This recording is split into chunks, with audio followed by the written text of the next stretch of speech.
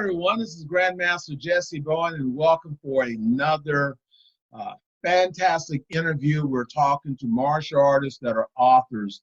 The month of November, we are celebrating Authors Month. This is authors that are involved in the martial arts and, talking about their books, sharing their story, motivating other people to consider, becoming an author. We don't want it to be the world's greatest kept secret. Now, we're here to provide information, to talk about our books. Again, we have Grandmaster Keith Yates with us today. He's out of Texas, and he's got a book. He has training programs. He's a legend in the martial arts. And what makes a legend? A legend is when people talk about you. And that's pretty much it. When people are talking about you. And that can be good, or it can also be bad. So our legends are good legends. People are doing positive things in the community and the martial arts to be able to make it better. Hey, sir, welcome to our call. Thanks. Good to be with you. Well, great. I know that you have a busy schedule. You just retired. I've just retired. So we're hanging out. That's right. That's right. I'm being able to do more martial arts now that I'm retired from my day job. Well, that's the good part. I consider start with the end in mind. So if I had to tell any martial artist out there that, you may be 25 years old now, but hey, one day you can become 65, so. Or older. Oh, yeah, or older. I just thought I'd get that as a starting point. But, so that means we have a story. We have a whole different mindset. Again, we've interviewed with several martial artists, and we all reach that point, and we understand our spiritual faith. We understand a lot of things when we reach the point in life where we are. Things we did not understand that only time and wisdom will actually bring. So let's kick off, sir. I know that you have, your new book out, and I know you have other things going on. But before we get to that, let's talk a little bit about you. I know you, but let's tell our audience who you are, where you're located, sort of share your story. And for our listeners, we want you to have that opportunity to have him to sign a book for you while we're doing our call. So, sir, is there a website they can go and purchase your book from? Yeah, my organization's website is akato.org. That's the American Karate and Taekwondo organization. So akato.org is my website, and it's got a resource page where you can order any of my current books or videos. All right, great. So remember, while we're doing our interview, it would be great for you to go to his website and actually order a book and have him to sign that book for you.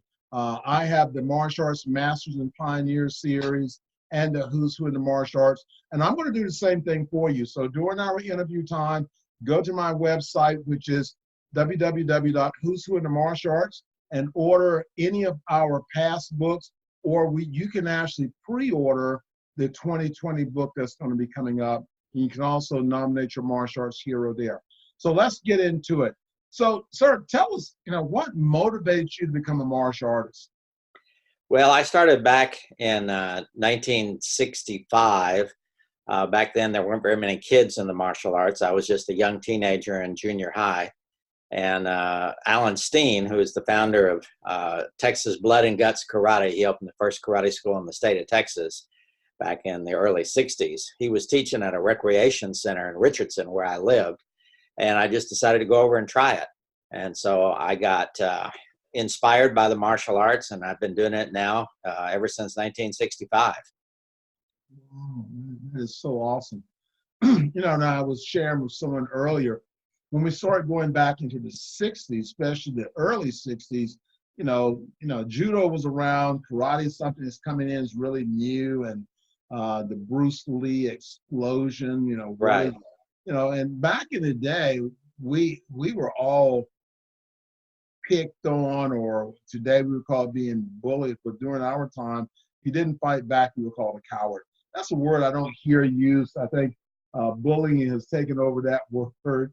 But, there was so much we did not know, especially Right. from the combative side of the martial arts, and especially in Texas. I love Texas. I mean, I was just down there a few weeks ago for Professor Gary Lee's event. Great, great, great, great people in Texas. I received a honorary Texas black belt with a certificate, making me an honorary Texan. So Right. I'm super excited about that. So, tell us about your books? What is your new book? What is your new book about? Well, the latest book I did, which is actually a revision of the very first book I did back in the early 1980s, I did a book called The Complete Book of Taekwondo Forms. Since then, I've done another 14 books, and then the latest one is a revision of that forms book. So it's the Taekwondo forms. They're actually the Chang Hong patterns, which are the International Taekwondo Federation. And the thing I did with this particular book was a lot of my students were saying, well, Mr. Yates, no one reads books anymore. You gotta be online. So what I did was I designed a smartphone app too, where we filmed all of the kata and put those online on my app. So when you order the book, which is this one right here, there's a sticker back in the back where you can actually go and download the app. And the app, which is free, comes with the book, will give you the first 5 forms in our system. And then you can pay for the premium version. It goes all the way up through advanced black belt and even some weapons kata and so forth. So this is the latest one I've got. You can get this one on my website. So I know that you're a writer. So a lot of times I get the question, well, how do I start? When I introduce myself as an author, as a publisher, and by the way, everyone, we have just launched our publishing company, which is Elite Publications. You can go to the website, which is elitepublications.org.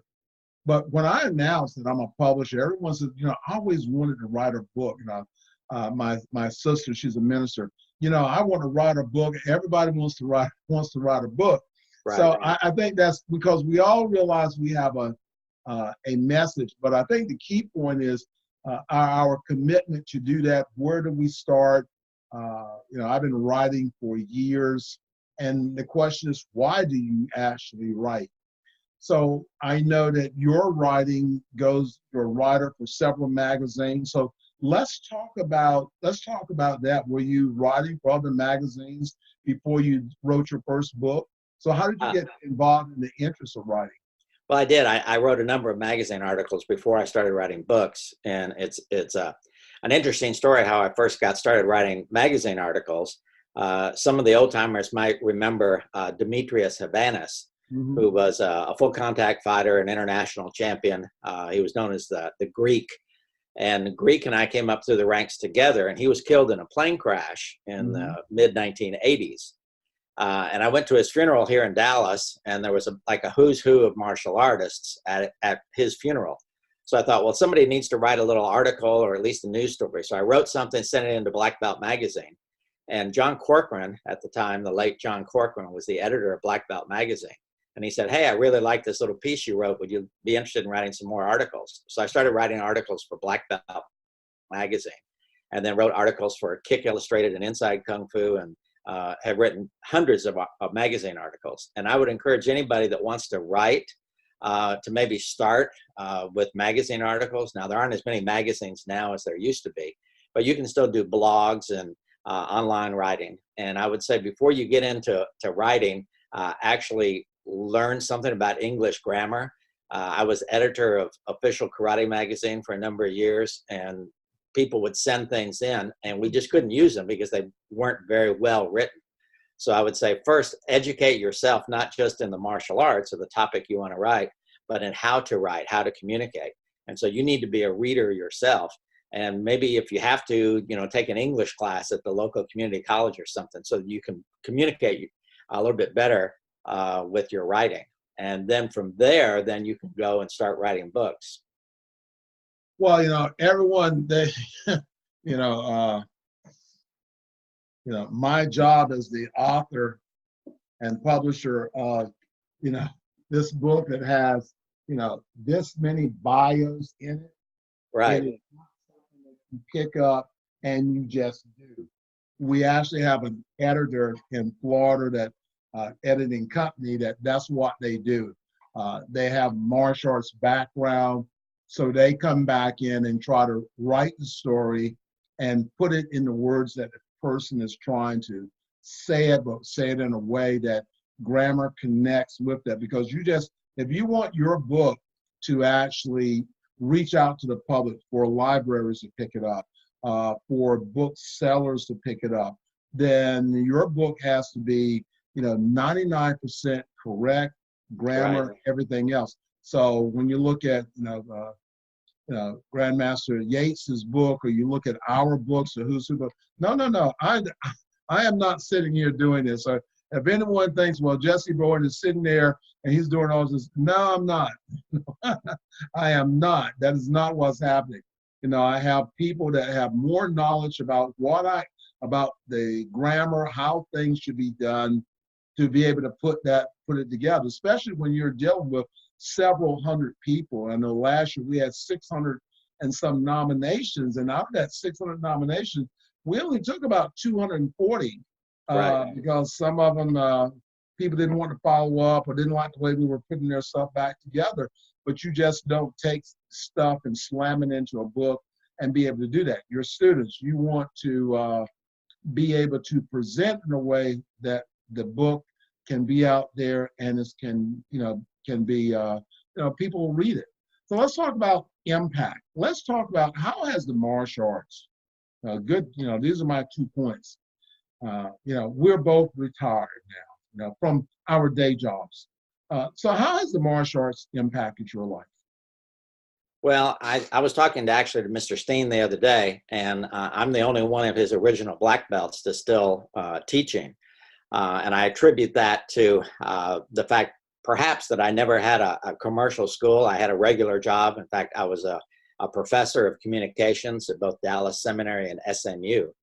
And so I taught karate at YMCAs and rec centers and community colleges for decades. And I think that's really kept me excited about the martial arts because I didn't have the pressure of running a commercial school. And not to say that people that run commercial schools can't have a long teaching career. They certainly can. And there's many examples of that. But I think for me, just being able to teach part-time over all these years has kept me excited. When I go into the YMCA and I see a little 6-year-old white belt, even though I'm a 10th degree black belt now, it doesn't mean anything to the 6-year-old. I'm just the karate teacher. And so that keeps me excited, and to be able to see little kids progress through the ranks. In fact, a week from Saturday, I'm testing 13 people for black belt.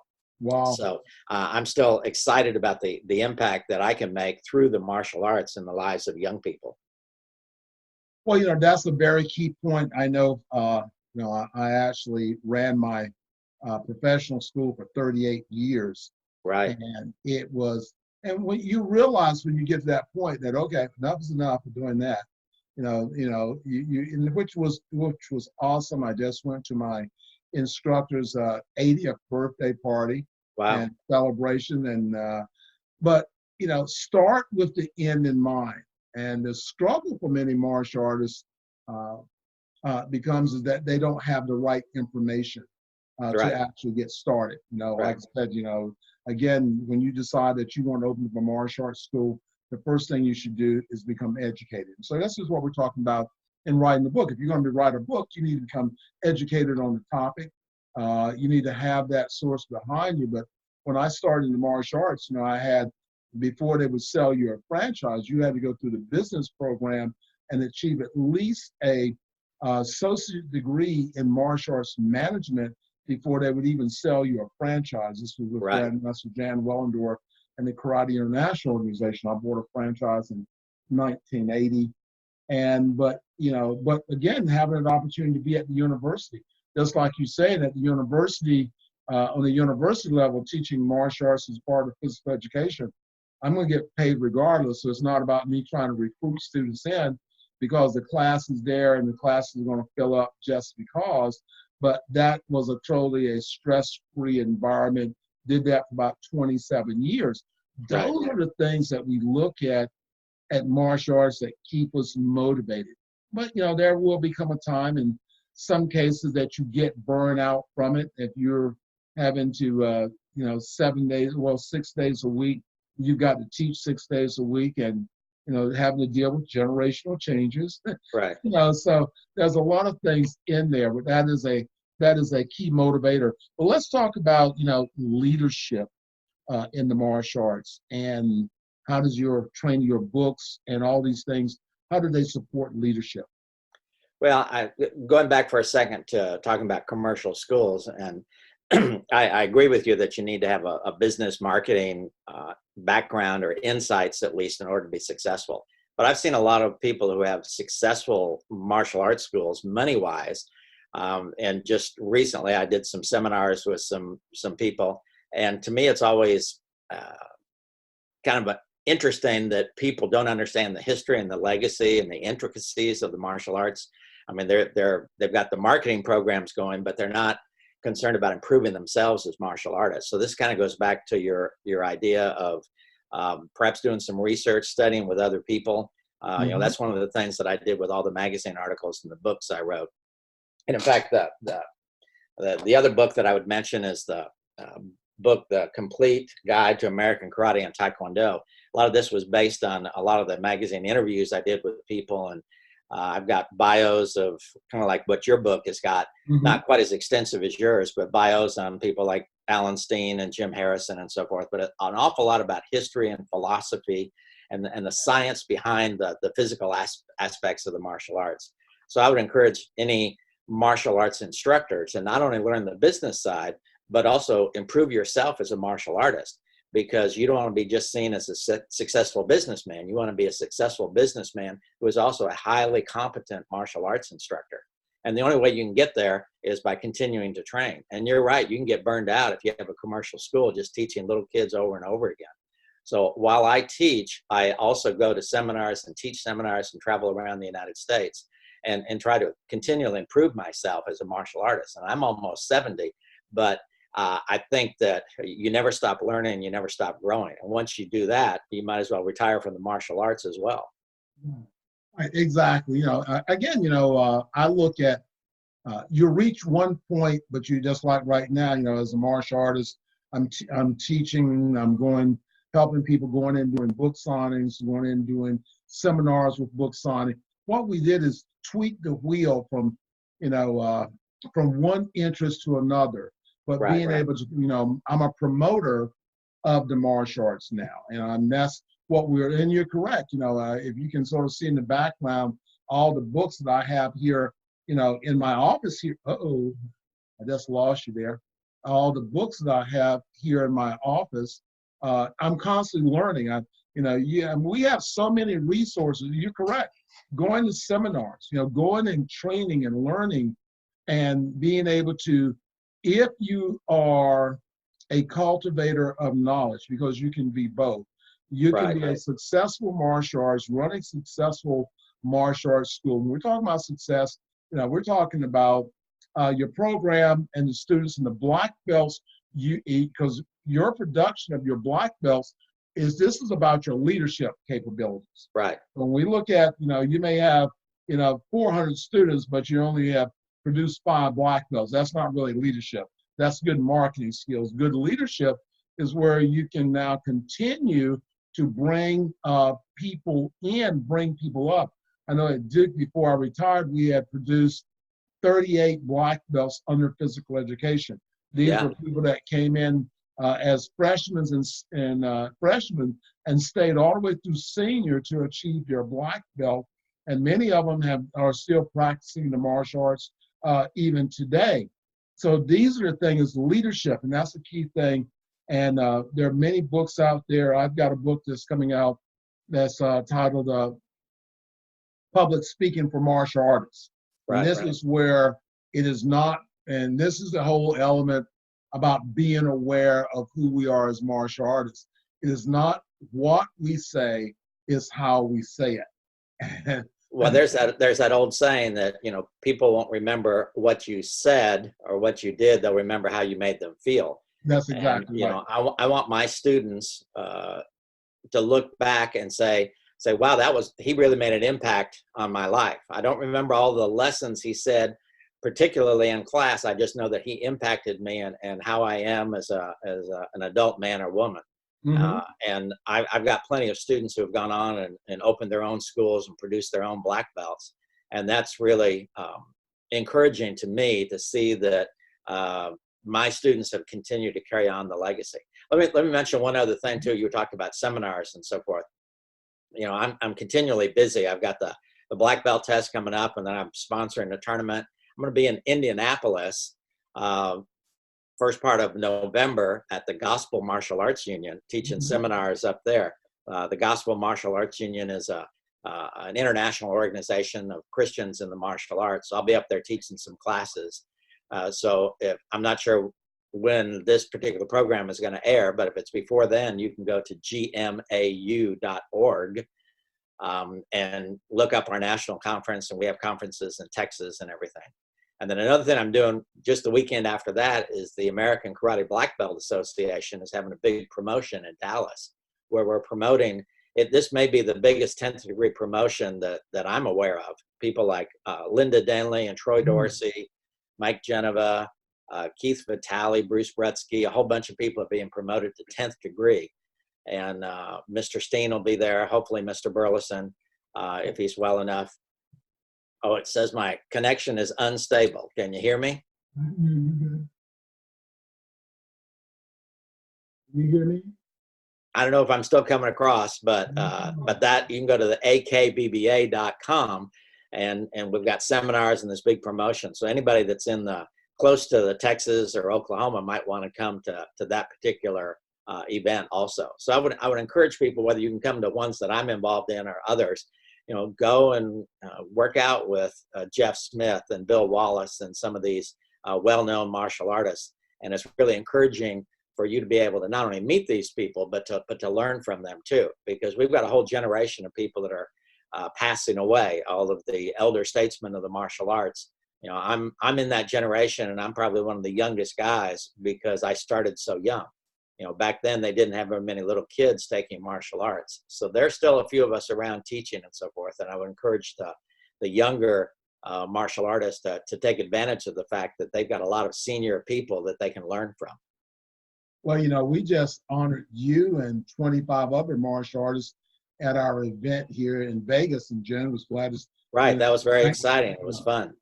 Yeah, that's 50 years and 50 or more years in the martial arts. That was a great.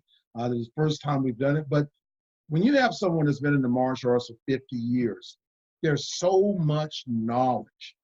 You know, the graveyard is the richest place in the world.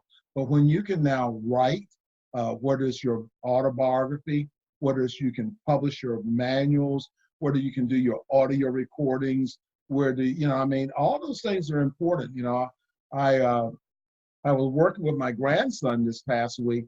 He's running for class president. He's 13 Yeah, years wow. old. And, you know, so that's what we sort of did. We went through the history of who I am, because it's important for him to know that he'll be able to have that information, and not just about the ego of who I am, but if grandpa can do it, I can. That's what gives hope. We have to place in a way that we are true leaders. Lips are, no, I'm a black belt. And martial we are really trying to promote. And that's the reason for the martial masters.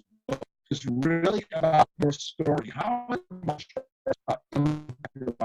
I know, I'm working on my 50th year, but I have no idea where I would be in life if I had not chosen the path to be a martial artist. But martial arts didn't do anything for me.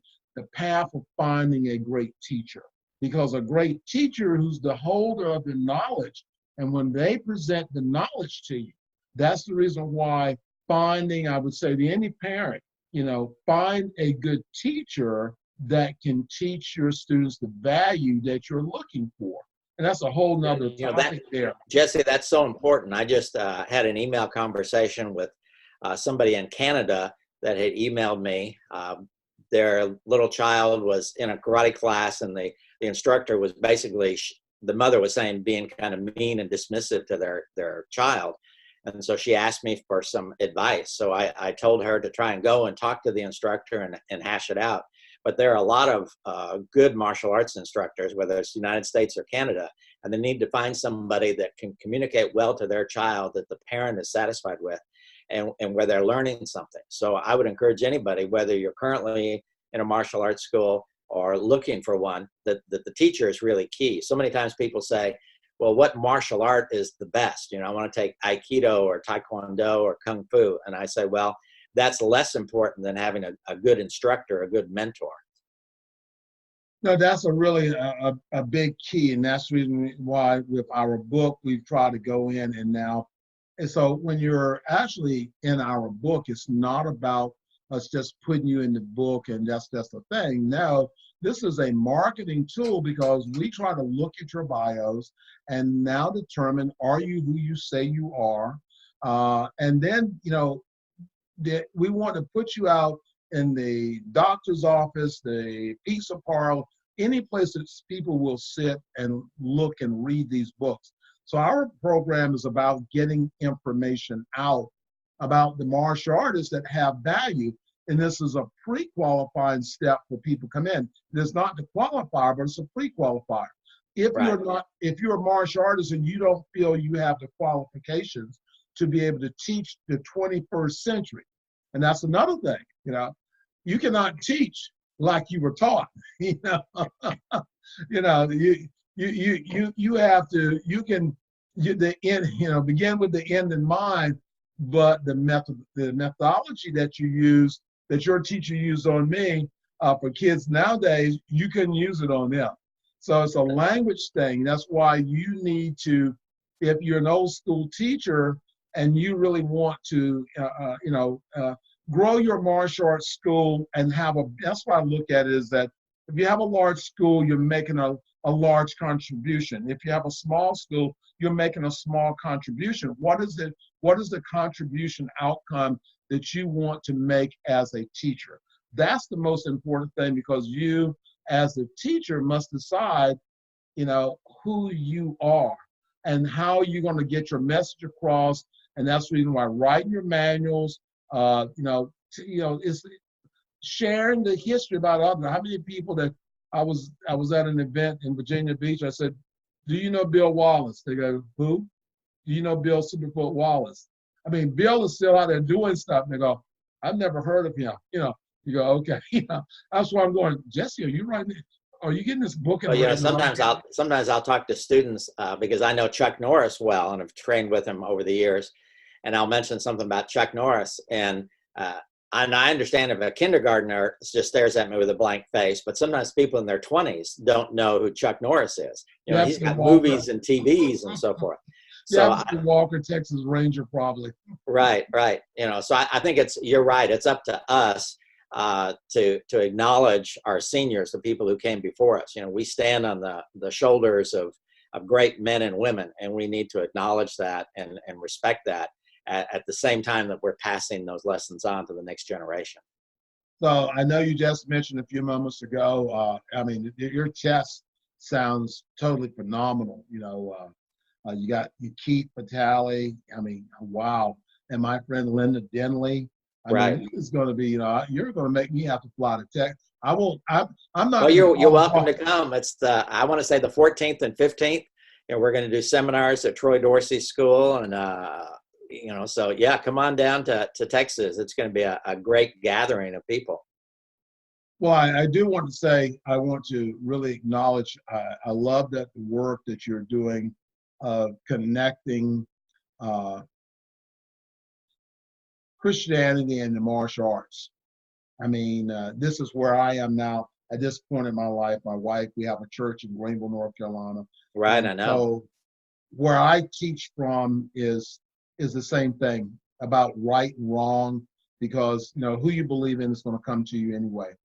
Through the book, we want to get you to think about your life. And when you can think about your life, you can make the decision, about your life. But is there anything else that you'd like to say about upcoming events? Well, like I said, I've got the Gospel Martial Arts Union and the AKBBA and tournaments and black belt tests. I'm really busy until the end of the year. Bless my poor wife that puts up with me, but she knew back when we got married that I was involved in the martial arts, so she's just put up with it over the decades. And I will mention, as you talk about Christianity and the martial arts, I've got a book called Martial Arts and Christianity, which actually you can get on Amazon. So if you go to Amazon, you can get that as several of my other books. Now, if you go to my website, yeah, I'll sign the books for you. But the Martial Arts and Christianity is actually out of print, but I redid it with Kindle Direct Publishing, which is something else people might be interested in. They want to write books. There's a way on Amazon where you can actually publish your own book, and Amazon will print it and send it out. I would encourage anybody that wants to do that, however, to go back and, like what you've done, is maybe get an actual editor to work with you or to learn something about editing. Because with Kindle Direct Publishing, anybody can just post something and send it out as a book. And I've ordered a few. Some of them are wonderful. Some of them are great books, and some of them are really kind of halfway done. So I would encourage anybody that wants to get involved in online publishing to make sure that you've got a quality product. Good. Well, I think that's totally, dynamic. And again, give us that website again. Yeah, well, my website is akato.org, where you can order some of my books and I'll sign them for you. The Gospel Martial Arts Union website is gmau.org.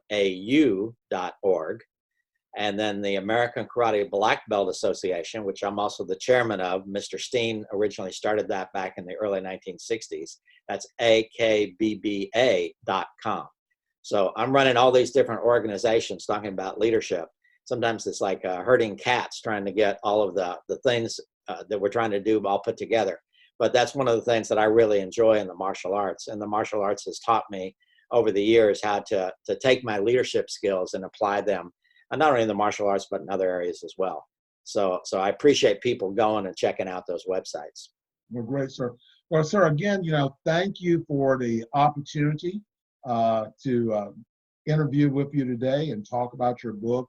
I really love talking to martial artists that, we get it. We get the value of what the martial arts. We're not talking about styles. We're talking about the martial arts as a whole. And right. That how, like as I said before, I'm blessed to have had a great experience in the martial arts, having a great experience. And, as retiring from the daily job or the daily teaching, retiring from Duke University, be at a place that I can write and do things that I really want to do. Everyone, so if you're looking for leadership advice, you can contact us. Would you like to leave a telephone number or anything? Well, you can email me through my website at akato.org, and I get the emails and I'll answer them that way. So that's how that lady from Canada found me and was asking me information. So yeah, feel free to contact me and I'll be glad to talk to anybody. And thank you, Jesse, for all that you do for the martial arts too, with your publications and with the legends and so forth. I know that you're actively involved in spreading the gospel of the martial arts, if you will. So I appreciate your efforts on that, sir. Well, thank you, sir. I appreciate it. And everyone, you can go to our website, and that is www.who'swhointhemartialarts.com. And remember, go there, and I will order a book, and I will sign it and send it to you. Also, if you're interested in more information about how to become a published author, you can go to elitepublications.org. That's www.elitepublications.org, and there's plenty of information there. We have several authors already that have books coming out. Don't forget to check out Action Martial Arts Hall of Honor. So we are publishing a history book for them this year. So if you have been inducted into Sifu Goldberg's event, then go to actionmartialartshistorybook.com. That's actionmartialartshistorybook.com. You can, submit your bio. We're going back. This is going to be the first history book focused on martial arts event, going back and capturing the foundation of why they got started, who are the people that been in there over this past 20 years, how has his organization influenced the martial arts, The event, the expo generally has anywhere from 10 to 15,000 people show up. There's something like 50 seminars going on, 6 or 7 tournaments going on. The banquet generally has anywhere from 1,200 to 1,500 people attending. And so this will be the first history book, a world history book that goes back in to capture the past 20 years. So remember, if you've been inducted, then what you can do and go to www.actionmartialartshistorybook.com and you'll be able to submit your bio there. Everyone, this is Grandmaster Jesse Bowen with Grandmaster Keith Yates, and we really want to thank you for being a part of our interview today. This is Martial Arts Authors History Book Month. We're dealing with authors and they're talking about their books and the impact of that. So everyone, hey, be blessed. And this is Grandmaster Jesse Bowen. Thank you.